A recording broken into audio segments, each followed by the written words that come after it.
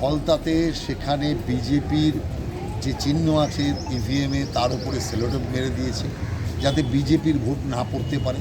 আসুন দেখুন 3 নম্বর বোতামটা ব্লক করা আছে কিনা। ব্লক করা আছে তো? ব্লক করা আছে তো? তিন নম্বর ব্লক করা আছে তো? দেখে যান 3 নম্বর ব্লক করা আছে কিনা। ব্লক করা আছে কিনা দেখে যান। ব্লক করা আছে তো?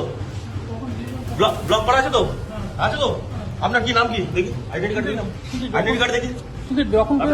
আর মানে তৃণমূল কংগ্রেস বুঝে গেছে শুধু ভোট করবে বিজেপি, যে কারণে এই কাজ করেছে। কিন্তু আগের ইলেকশনে, লোকসভা ইলেকশনে এরাই তাণ্ডব করেছে, এই ফলতার ডায়মন্ড হারবার জুড়ে তাণ্ডব করে অভিষেক ব্যানার্জিকে 7 লাখ ভোটে জিতিয়েছে। এখন সেই তৃণমূল কংগ্রেস একদম কেঁচো হয়ে গিয়ে এখন লুকিয়ে লুকিয়ে ইভিএমের ওপর সেলো টেপ লাগাচ্ছে। অর্থাৎ তৃণমূলের পরিণতি কোথায়?